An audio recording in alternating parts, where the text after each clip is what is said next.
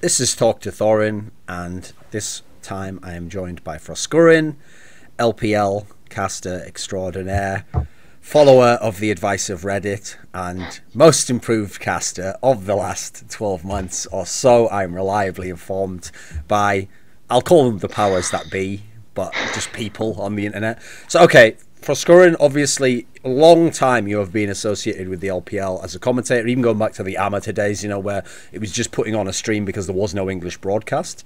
So I want to know about the state of the LPL right now. So rather than make this like, we'll slowly build up to it, or we really like sort of careful about how we say, okay, Froskurinn, the problem the LPL has is that ever since basically EDG won that MSI, and after that failed at Worlds, and then following that, I mean, because the Chinese teams have never after that truly come close to like really like toppling the Koreans again, it feels like ever since then the West has never really given that much respect to the Chinese teams. Like, sure, that for a brief minute when RNG's beating TSM or something, yeah, they can acknowledge they're good then, but it seems like that always fades back, and people just feel, I get the sense that the community consensus on China is that it's just like a failed experiment. You know, they tried to bring over all these Koreans, it was good but it wasn't good enough. Like, basically for the LPL it feels like the metric is they have to be as good as the Koreans. Like, otherwise people think, you know, what do I care? If I want to watch the best League of Legends, I'll watch Korea. If I don't, I'll watch my home region, which if we're talking about Reddit, you know, it's obviously NA or EU. So where actually does LPL sit in that context at the moment? Like, not as good as the Koreans, but matching up against the West. Where do you see it at the moment?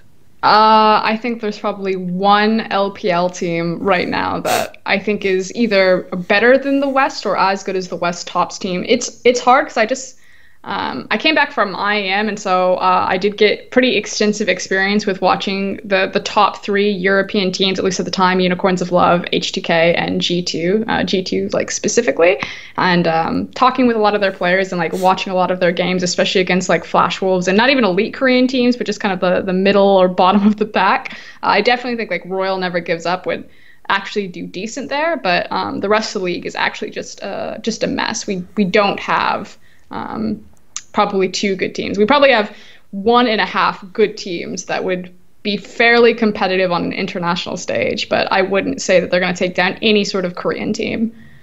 Like, I realized when I was setting up the context there, I'm obviously representing like a general consensus of people who, if we're being honest, don't really watch a lot of LPL. You know, this is just the outside sense that they have. And if you notice, most of their opinions are almost entirely informed by basically what the placing of the Chinese team is at the big international event, you know. So they don't really look at the LPL and then figure out the storylines in past seasons of, was this team actually very dominant within LPL? What did they look like domestically when they played? You know, it's funny because people can do the same thing to TSM and go, well, TSM was amazing in NA, and then they had a letdown at Worlds. Okay, well, that doesn't take away from the fact they were very good, and they still could have. They can't apply the same logic though because they didn't watch LPL basically. So that's what's. Is it unreasonable? Like, I realize in the past it never was the case that LPL was a joke, you know, that was going too far, and the international results didn't always match up with domestically. But where does LPL actually sit now in that sense? Like, is it worse as a league than it was in the past couple of seasons? You cut out like halfway through. Is LPL worse as a league than it was in the past couple of seasons in terms of like quality of teams, quality of play? Yes. I think this is probably the weakest that I've ever seen the LPL in terms of casting it. You still have, and it's not just collectively like holistically every single team. Like, people will take that statement and be like, oh, RNG are the worst that they've ever been. I actually think that this is the strongest iteration that we've ever seen Starhorn Royal Club or Royal Club, like whatever abbreviation you want to give them. But like the holistic scene and the rest of the teams, this is definitely like the weakest or most two spectrum extremes that we've ever seen in the LPL, where like the bottom of the table teams are like, it's actually very hard to watch and very hard to get anything analytically out of those games. Okay, so when you say that, that's quite a provocative statement, in as much as obviously RNG last year, I mean, they were champions in spring. They had Mata in the lineup, who at the time was having like a real revival of his career and still looks very good in KT Rolster. So what makes them better now than they were last year? What's different about the team? I mean, honestly, it's super easy for me to just say like communication and cohesiveness because there's definitely a downgrade in terms of individual skill on key players. So you look at Looper, you look at Mata. So now they have Let Me and they have a brand new rookie, Ming. And they are nowhere near as good as Mata and Looper. But the team has stepped up individually from Xiaohu's performance, which is hard to say because Xiaohu went into MSI and he like solo killed Faker. Like he came onto this bigger international tournament. And he was like, okay, I'm the new Chinese mid laner that you need to respect, and kind of like made his mark or made his statement, had a good tournament for him. Fizzled out since then and really kind of petered off, especially towards Worlds. And now he's started to pick it back up. So you have Xiaohu, who's performing better than he did at Worlds. MLXG is performing much better than he ever has. Like he had a great MSI, he had an okay Worlds, and now he's kind of stepped back up into MSI plus form. And then Uzi has just remained a consistent backbone. Obviously, he's gone through an evolution. He's matured. You know my history with Uzi, that I've never been super high on him, but I do respect him as like a solid LPL player, especially from the AD carry position. Like you just have to give him that respect. But it's more so the fact that the team isn't just Mata and like all of his fingers and just puppet mastering them around the strings. That if Mata has a bad game, that RNG have a bad game, or if Mata gets behind, then you can see RNG struggling because Mata's not in the position on the team trying to manipulate all these resources around him. You can tell that MLXG is talking to Xiaohu and that they're moving in together. Like they have more threats. It's not just about support and jungle creating the win condition for them, if that makes sense. Okay, so this is obviously one of the key storylines, is that they're absolutely one of the best LPL teams, but they did lose their Koreans. And crucially, yes, obviously Mata was very, very good as a support player, and whatever communication issues they had, he was able to overcome them to a pretty good degree, you know. Yeah, you can't beat SK Telecom, but not a lot of people can, you know. That's still pretty good. But the other Korean was obviously Looper, and famously, I mean, we all know the history of the two of them. It's like, it seems like Looper ideally plays with Mata, and somehow the two of them sync up very well, and so you can understand how that worked. So when you look at it on paper, people would say that these are downgrades at the positions. So the question is, has going all Chinese, something a lot of people actually speculated over the last seasons, maybe some of the teams should have done, do you think actually in the long run it can be better? Like was it worth, when you come to trying to play the elite teams, having like a Mata in there where it's not perfect, but maybe he's a better player? Or is there a benefit to having just all Chinese teams?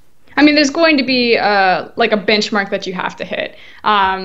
The player who is taking over for the Korean superstar, especially if we're talking about like Mata and Looper, has to be to a serviceable standard before you can say yes. Ultimately, I do think that the roster with Ming and Let Me, even though they are not as good of players as Mata and Looper, does make a better RNG than the RNG of MSI, simply because the communication aspect. But there's also this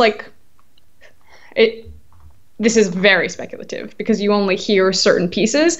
Sure. There is definitely a dynamic in playing with these Korean superstars that if something goes wrong, the Korean superstars can never be held accountable, if that makes sense. Like, you have to think, if you're Clearlove and you've got Deft and you've got Pawn on your team and you go into Worlds and you drop a game to INTZ, who is getting the blame there? That is never...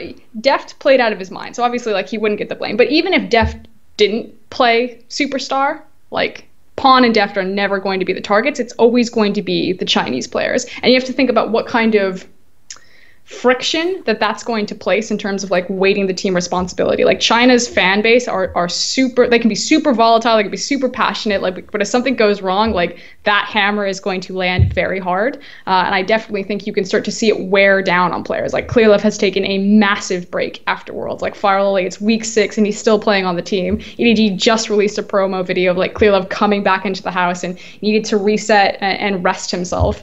And I can only imagine on smaller teams that don't have the support or the organization that EDG have, and how they're dealing with, balancing these all-star Koreans with their, lesser known Chinese parts. Yeah, the difficult thing about that topic, because obviously there's no hard and fast rule. Like, some teams will benefit from having Korean players, obviously, especially if they're amazing Korean players. Meanwhile, for some teams, maybe it's about the style you play. I mean, that's something I've always noticed. It's actually a concept in all team sports, but people noticed it in League of Legends because of the concept that people try to copy what they think is strongest in the meta.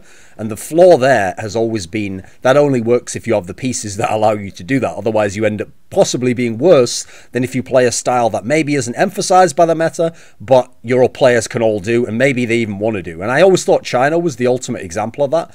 Prior to the arrival of all the Koreans, they used to just have their own, each top team, it didn't all just play the same style. I know everyone thinks they did because of OMG warping everyone's mind, but they all had very distinct styles, and the idea was, if you just play your own style, but then you play it at a 10 out of a 10 level, you can still be really dangerous, okay, and you're going to have your chances. So I think the problem, if you look at the Chinese scene, is that the only top team that tried to stay all Chinese was obviously OMG, and they had their own issues that weren't really to do with that, right? They had all the players where it's like, how many of these are going to retire in a season? Yep. It's like the last dance for a bunch of them. They're bringing them in and out.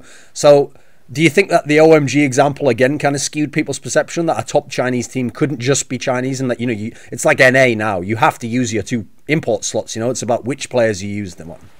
Yeah, I mean, 100%. That said, OMG now have had 2 splits or 3.5 splits to formulate this new all-Chinese roster, and it really hasn't gained them any ground. I mean, they're sitting at 4th right now, but they were sitting bottom of the table until it came to cross-conference, so they're still not, you know, like the standout team. But then China's other big problem is not only that they misuse foreign talent, but that they can't use their correct talent. Like, you always have these lopsided Chinese rosters where you look at ones, like, even OMG is a famous example of this. You look at the top side of old school OMG's roster, like going, leveling, and cool. You're like, this is god tier. And then you look at the bottom tier, and like, things kind of went sideways. While you have like Name and Uzi and those type of names sitting in the scene. So yeah. So okay. One of the things that is a big question mark, you alluded to it already, is obviously EDG. Because if people don't know anything about LPL, they'll think, okay, I guess EDG's not having a very good season. But they've obviously had these pretty drastic moves from the past where they obviously always were fantastic in the regular season in general. So what do you think of them so far? I mean, does it matter as long as Clearlove comes back and he gets back in the lineup and he becomes good? Does the first part of the season not matter? Has there been any signs to suggest that EDG can't get to a top level again when they don't have like a reliable player like Deft in the lineup? Their ceiling cap. Like, EDG are a really cool example because you know exactly what that team's ceiling cap was, or what their highs looked like, and it was MSI 2015. You know, when Def was playing out of his mind, when Pawn was on point, when the team understood how to work around Pawn, and Clearlove was playing well. And then anything less than that, like, because you knew where the bar had been set, anything less than that is just like progressively getting worse. And EDG are still a solid team. They're still top standings in the LPL, but they've dropped 2 series, they've dropped a couple of games, and their wins are no longer clean. So the roster now is Mouse, Firelolly, Scout, Zet, and Mako. Scout is performing fairly well. Mouse is actually probably, like, if you're going to look at that roster, you're looking at like Mako and Mouse are probably like your star players, and people who don't watch domestically would absolutely find that a joke because Mouse's international performance to his domestic performance is completely different. Yeah. So okay, let's talk about that then, because I think the big part where people, I mean, it's mainly people who didn't read Kelsey's articles, etc., or watch LPL. The big disconnect is, as you've referenced here, internationally, Mouse has underwhelmed pretty much every bigger chance he's gotten. But there's a reason why he's been the top laner of EDG the past few seasons. So what has he been like domestically that's kind of justified him getting these chances again and again? Mouse is just unkillable. He plays, I mean, he's super in meta right now. He does play carry champions. He was known for his Aurelia was domestically undefeated, and then of course he takes it to INTZ, and they just like camp the shit out of him and kill him repeatedly. But his Maokai right now. Maokai is still a huge priority in the LPL. They never really dabbled in the like the Camille, Fiora, Darius hype trains. We've seen it a few times, but mostly it's like Maokai Sivir every single game, and Mouse really thrives in this meta. But it's not just being that role player, it's the fact that Mouse understands how to zone in a team fight. You can see the fingerprints of EDG's organization. Whatever their philosophy is, it continues to be the same thing. Because it doesn't matter what different players, if it's Koro, if it's Mouse, if it's Firelolly, Clearlove, Scout or Pawn, Zet or Deft, like they still play exactly the same way, just not as efficiently.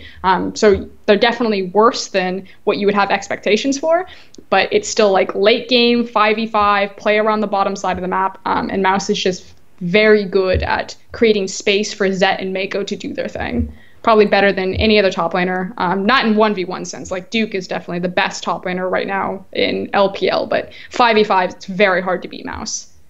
So I realise historically people still have that stereotype that LPL is like an AD carries league, which, I mean, that hasn't really been the case for quite a while. And put it this way, the best AD carry the last few years, Uzi I mean, until recently, it looked like he was never going to win an LPL, you know. So if we talk about the current moment, people look at AD carry and they say it's not really like a carry position as it is. Does that kind of shore up EDG to have a shot to win LPL then?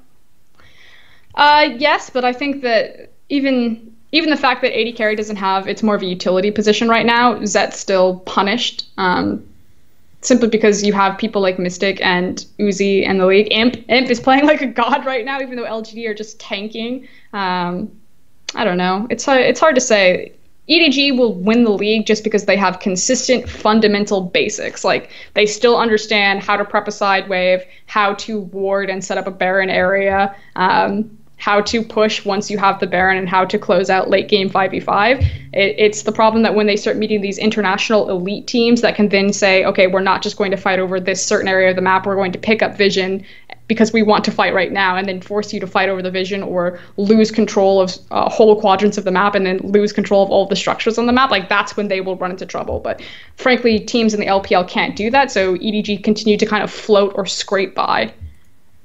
So probably the most interesting team this season, I think, is probably WE, because if you look at last year, okay, yeah, they were in position to potentially get to Worlds, like they had their shot at it, but that was kind of like, was one of those like qualify, like, you know, what do you call gauntlet runs, you know, where it's like, okay, inspired run in the gauntlet, but not really a contender to win the LPL title. But this season, without many changes over the last couple of years, they have this unit that, I mean, this team could potentially win LPL, right? Yeah, so there are certain people on our team, in the broadcast team, that think that WE are the best LPL team. They get to face RNG next week, so it will technically answer the question of who's better. I definitely think it's fair to say that the top three are RNG, W, and EDG. RNG, like a clear S tier, and then kind of A tier is WEDG. Don't really know who falls over the other one. The cool thing about WE is that they're the only team that didn't make any roster changes over the offseason. And all they did to their unit was pick up 2 subs, which they're now playing one of the subs, Ben, but they didn't make that roster change until like week 4, and they picked up a new coach Ohm from Samsung White. And so you're looking at WE like, okay, they almost made it to Worlds. They've now upgraded their coaching staff. They're super solid players with really large, like wide, unique champion pools, and that this is going to be the year of Team WE. Like, they're going to return to glory. My problem with WE is that I think their method of playing League of Legends is flawed. I think that stylistically, they understand their identity. It's not my favorite style of League of Legends, but I do have to compliment them in that, because they know what their identity is. Like, it's that true Chinese thing. Like, they're just really good at that one thing, and they'll consistently do it. And it's the fact that they have that consistency that makes them an elite team domestically. It's now the question of, is that style best suited? Like, right now they're patched in, but come an international event, if they represent, would they be patched in then? And how does that style match up to the global meta? Like, these are the questions that I have for Team WE. I wanted them answered last year. They lost out to IMA. Because it could be that they're a really good match for European and Northwest or North American teams, because they're just so frustrating to play against. They are the slow, patient grind of the LPL.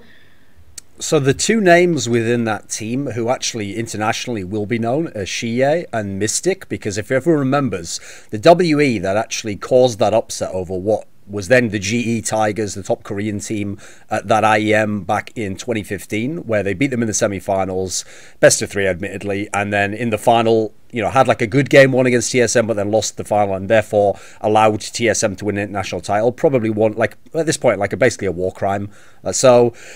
But the 2 players who'd been added to that lineup, it was Xie and Mystic. You know, Xie was just coming out of solo queue, I seem to remember, and I think at the time Mystic was like a not very well-known Korean who people really had their question marks about, but they added him into the team anyway.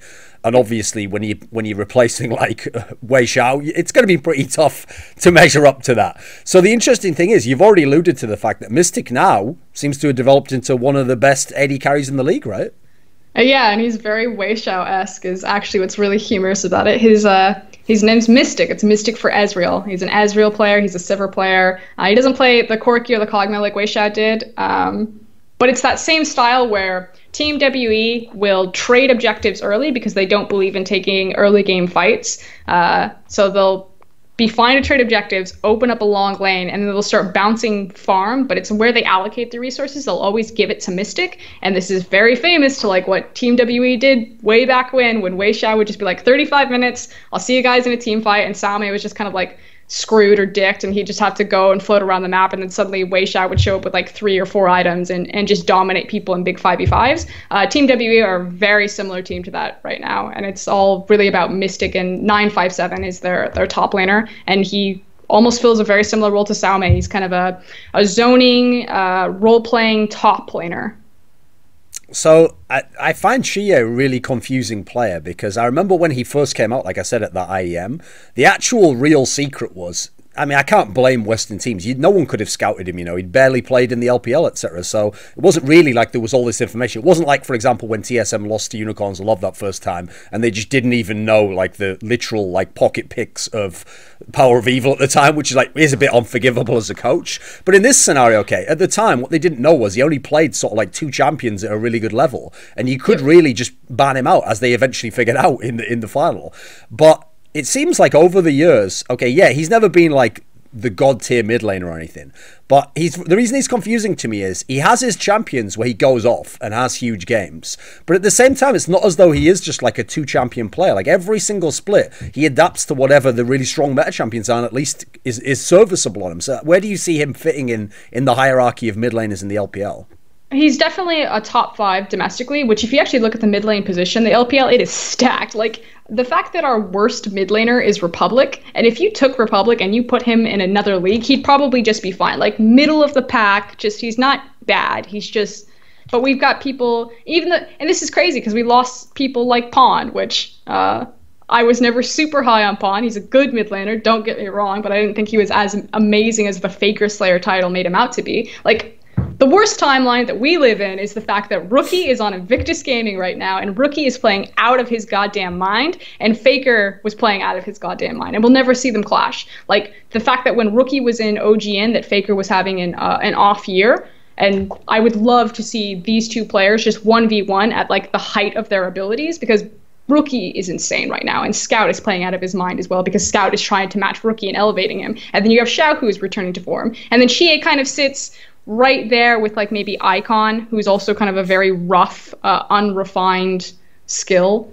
So thing about Xie is he was a Twisted Fate 1-trick in solo queue and then known for his Diana, and so it makes sense that he played double teleport or brought the double teleport when they took down the GE Tigers and faced TSM, because hello, he's used to playing Twisted Fate. And again, it's just kind of another shadow of like old WE reflecting onto new WE. They took a Twisted Fate 1-trick, made they have an AD carry who mains Ezreal, who is known for absorbing a lot of farm and then coming into massive team fights, and they have a role-playing top laner who just kind of has to take the dick until his team's ready to use him.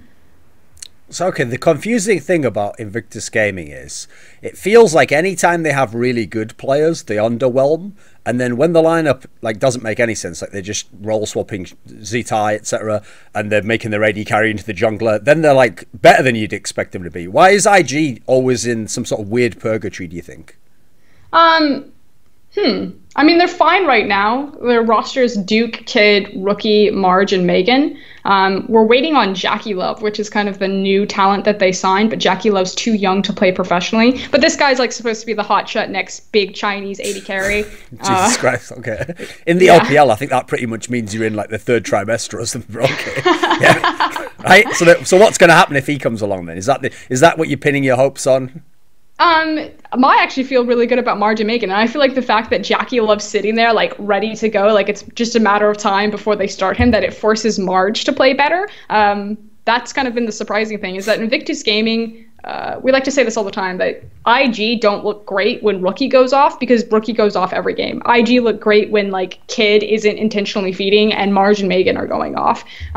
They've definitely been playmakers in their own right. Duke is super surprising. Like, you know that Duke is a great 1v1 top laner, but you don't expect Duke to be a great 5v5 or a great team-oriented top laner unless he's playing around Rookie, because Rookie obviously is the translator on that team. He speaks Korean, he speaks Chinese, he has to be the funnel of all information. But I think it was like week week 3 that Duke made a teleport play on a dive bottom without Rookie involved at all. And it was just like beautifully executed. The tower aggro was juggled perfectly. Marge and Megan like set it up and led the way. And that was the moment where you like take a step back. You're like, okay, Invictus Gaming actually understand how to play with Duke. You know, we didn't take another like world champion top laner and ruin his career. Like Duke looks really good in the LPL, and IG look really good around him.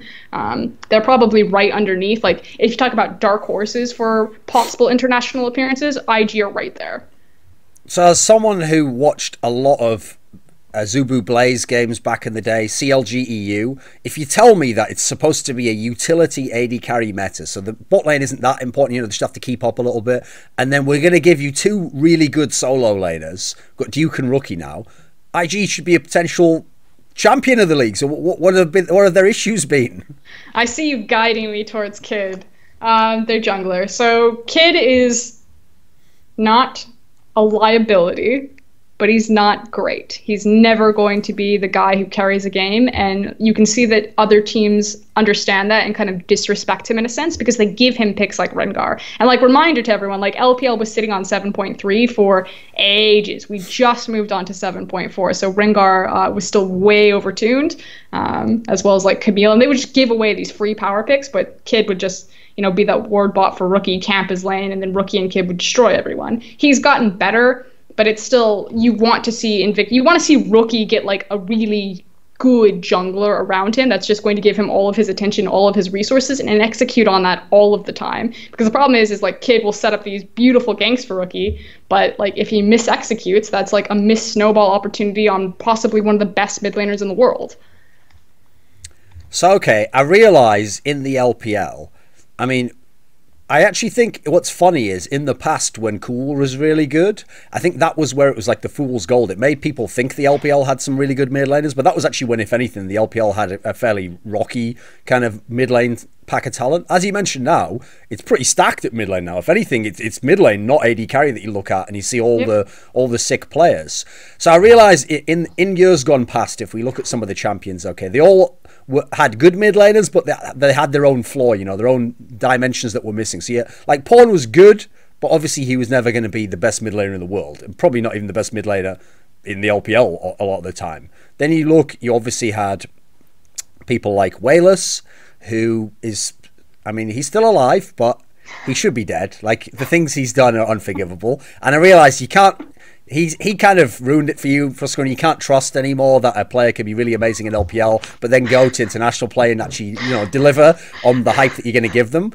But surely Rocky is the one that you can invest that hope into, right? If they could get there, surely he would deliver if he got to the international level. Yes. Rookie is...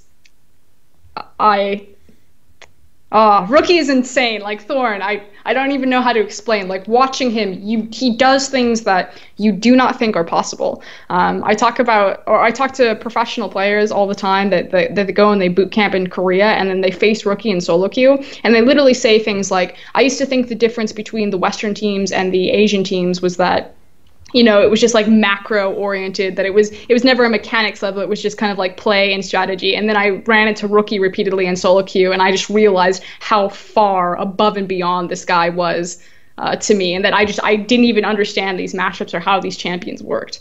Like, Rookie is that good. So, do you actually think that, with IG, and there's obviously still some issues. Some of the players maybe have like a little bit of a question mark over them. Do you think by like the summer, this is where they could be the best? Do you think they've got is there a trajectory where they can end up going to Worlds and being one of the top LPL teams and legitimately being good? They will never be the best. Invictus Gaming will never be good because they'll always be inconsistent.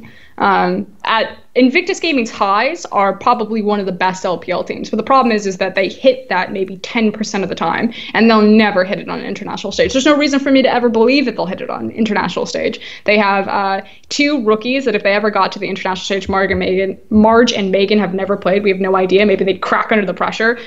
Kid has failed repeatedly on an international stage. Duke would be fine, and I think Rookie would be okay. But the rest of the team, I mean, ultimately it's a 5v5 game. The first 3 minutes of an IG game would be sick, but minutes like 5 to 15, I think everything would fall apart. Unless it's, that 20% that the dice rolls and IG decide that they want to play their game and not pay attention to what the enemy team are doing, then they look amazing. So once upon a time, Swift looked like a superstar when he played at LPL, and people were like, this guy's amazing. Like, he's the best thing about that Xiaogu team. If we look now, and we know the rift that happened between Swift and Doinby, was Swift wrong with his approach? I mean, how did he... I mean, in theory, he got Coco. That's pretty good right there. That should be a dynamite lineup. What's wrong with Newbie? Swift is honestly what's wrong with Newbie. His decision-making is super questionable. They have a rotating bottom lane between LWX, and I'm not joking, a guy named Penis. And then they have Happy and More, which is TCT and TNT, the old school bottom lane. So, like, you look at the theories, that team fundamentally could have played the Xiaogu Reapers lineup, plus Coco, and a lot of people who don't upgrade, watch, right? A lot of people who don't watch the LPL would be like, that's an upgrade. And then I would be like, no, that's a huge downgrade. It's so good. Like, Newbie beat QG, and you could tell that it was like the hardest loss of QG, but since then they've completely fallen apart. But they're also rotating between Coco and Cool.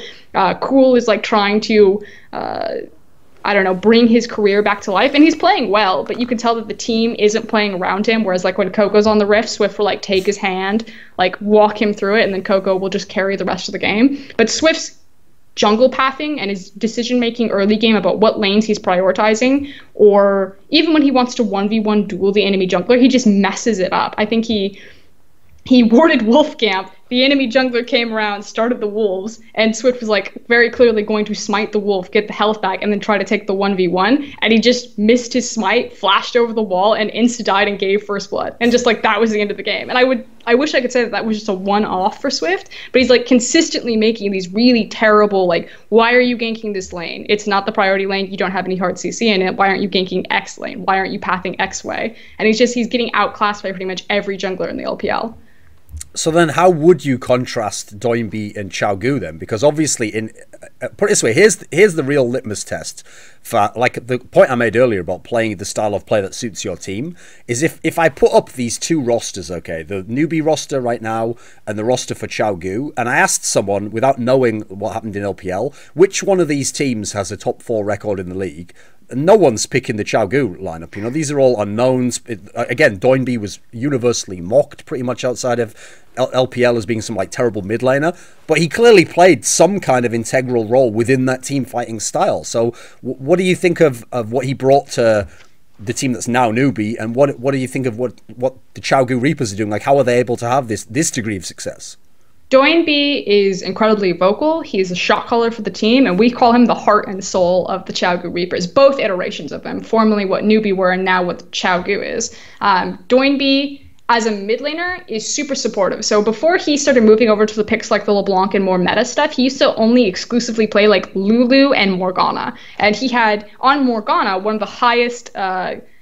like, stats can be so misleading, but like something that's just so glaring is he has the highest kill participation. Like, he's always had the highest kill participation of any player in the league. And for mid lane, that makes sense because you're the closest to rotate around. But on Morgana support or Morgana mid lane, that doesn't make sense. Like, Morgana should just sit there, push a wave. She's very slow. She usually doesn't roam around. It's not like a LeBlanc or a Rise or any of these other big high roam champions. He didn't play a lot of double teleport. He would literally just find Swift and he would just follow him around. It was almost like Mac Noon style, where Swift is Mac Noon, and if you follow him in, you have great success, and if you don't follow him, he just feeds. The problem is that Swift is still going in, but he no longer has the Doinby to make him look good. Like, QG were so unique when they were on top of the LPL when it was Swift Doinby, because Swift would get all of the resources, and every other team is giving the resources to their AD carry and trying to kite back. If you think about the famous EDG versus QG game, when Deft finally got his first loss domestically on Jinx, and I think EDG were finally taken down, it was EDG playing a protect the carry, or protect the AD carry composition, and QG running the Zillion Nocturne composition. Like, Swift just flew back there with all of these shields stacked on top of him and just assassinated him. So it was like a perfect style that just like encapsulated everything, like the essence of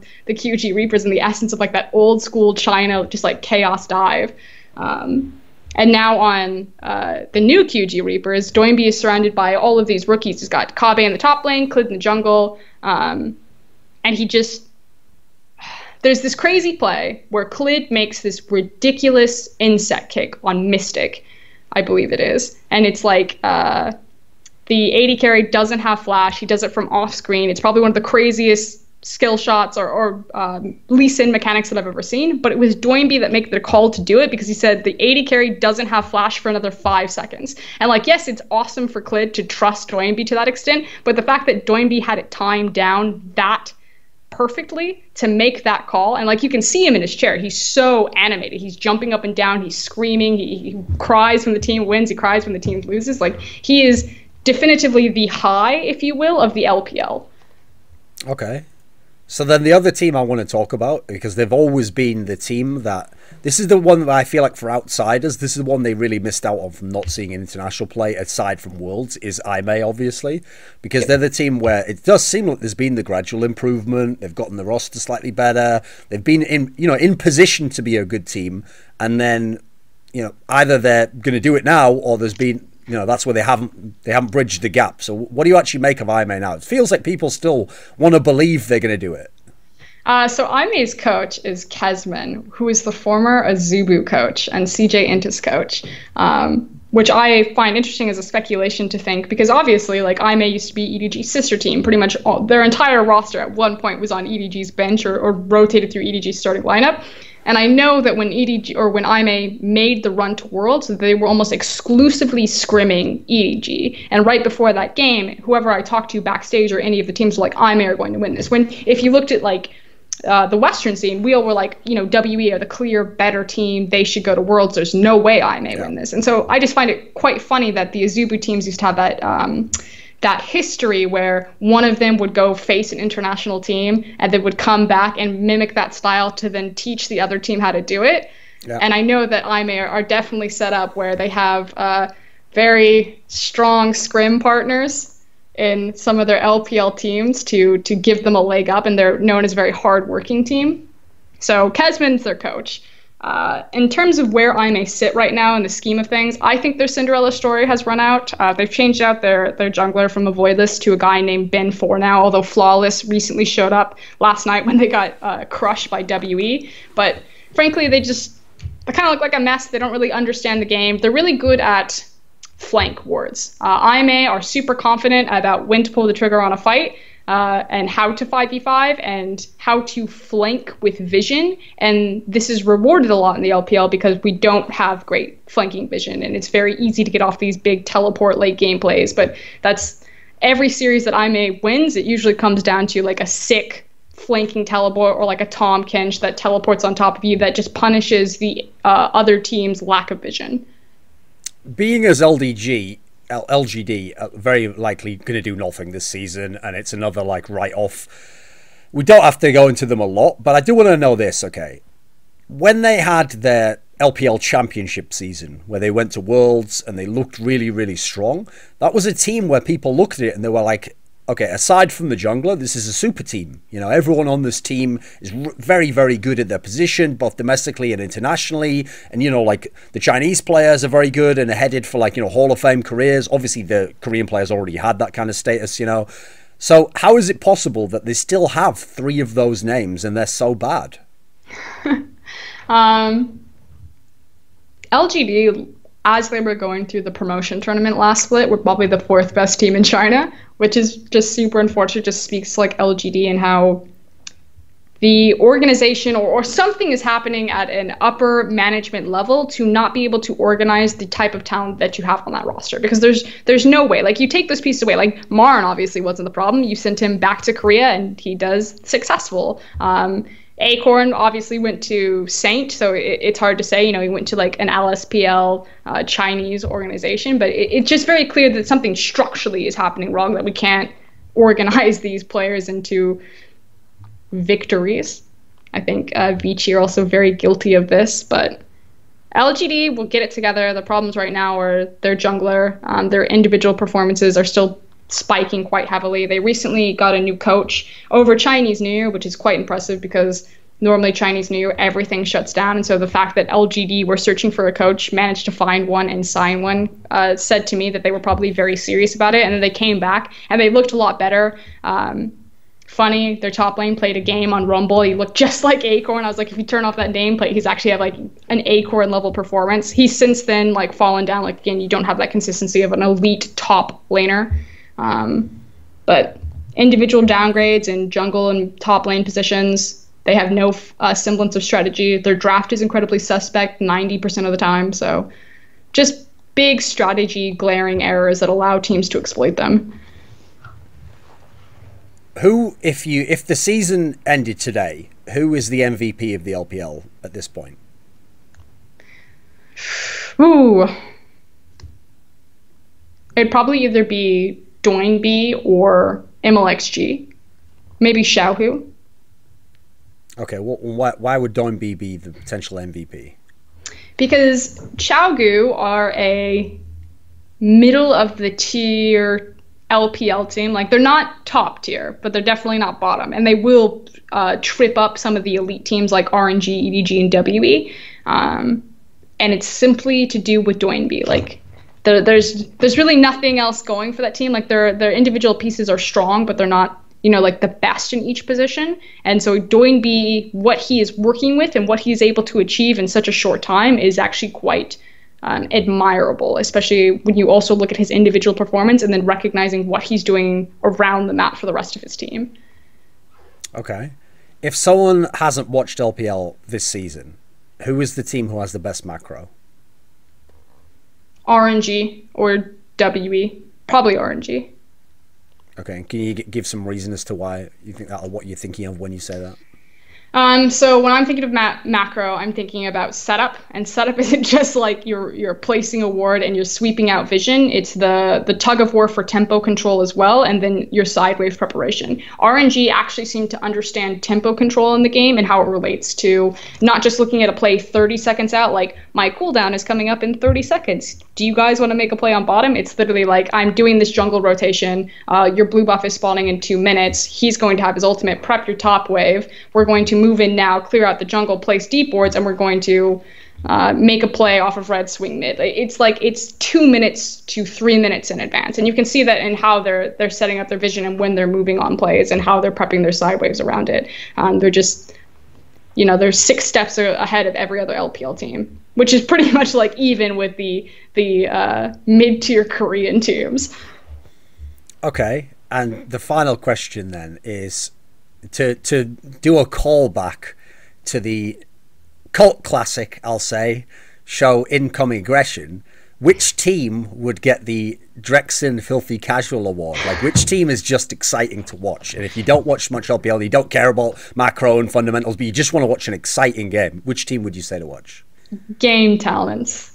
Game talents are Gim Goon as their top laner, and that's the only name you need to know. This guy used to play on Zenix Storm with Coco and Swift. He was the top laner for them. And he came down into the LPL, and this guy is the best top laner in the LPL, but he has just been on really poor teams. He was on Masters 3 and Energy Pacemaker All, I believe, and he's just been bouncing around in literal ELO hell.